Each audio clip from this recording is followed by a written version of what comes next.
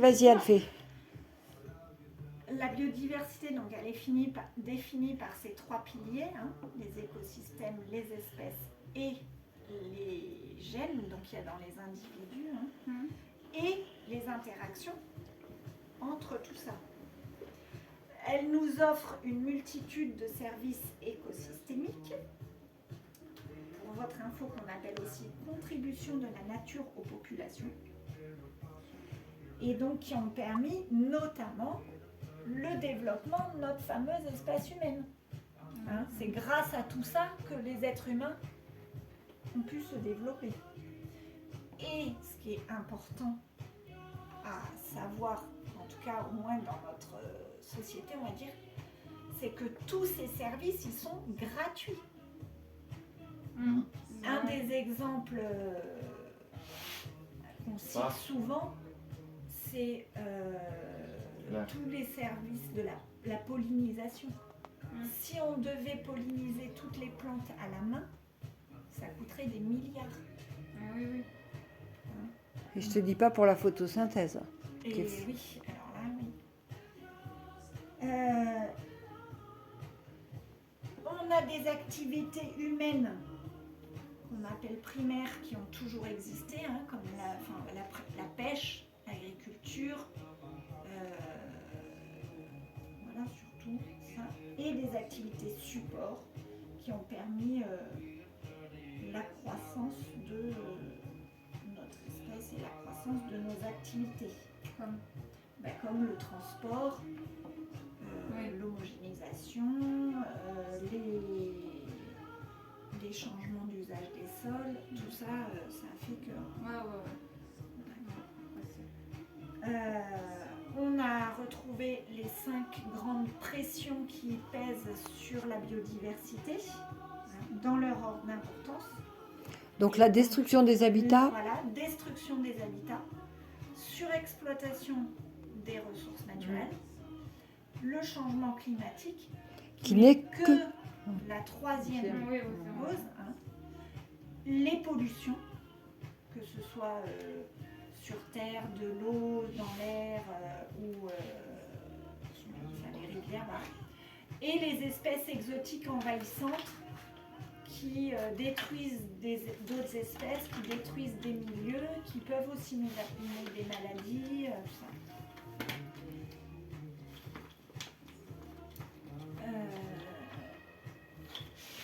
Et oui, et juste pour revenir sur le climat, le changement climatique, hein, si on s'occupe que du changement climatique, on n'enrayera jamais ce qu'on appelle la perte de la biodiversité. Et ce qu'on appelle la 6e extinction de masse.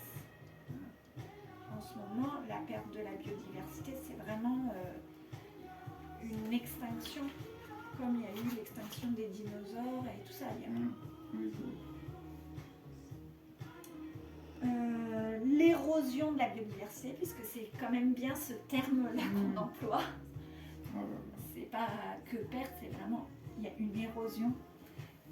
Elle a des conséquences.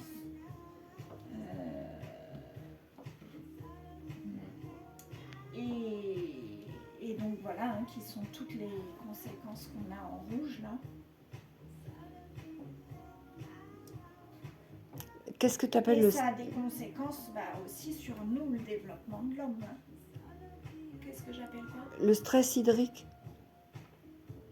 Le stress, ah oui, c'est quand il n'y a plus d'eau, quand par exemple il y a des assèchements de mer, de rivières, nappes phréatiques. Voilà.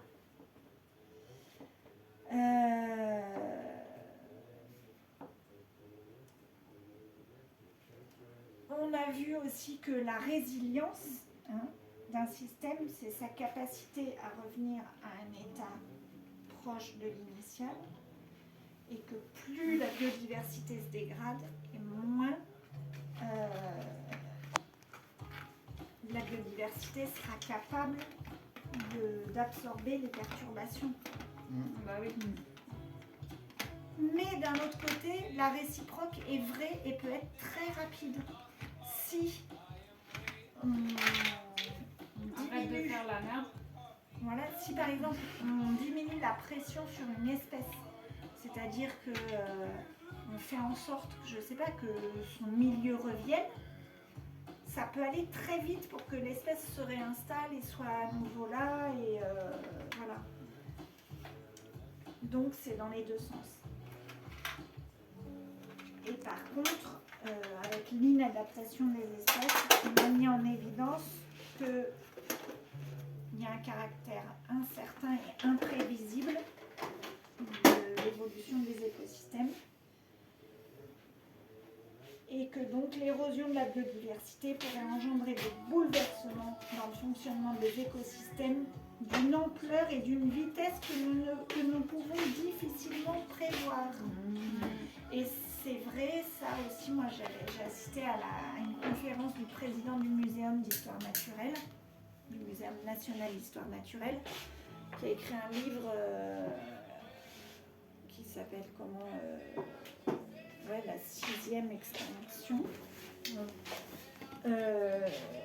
et qui dit que là le problème, hein, c'est que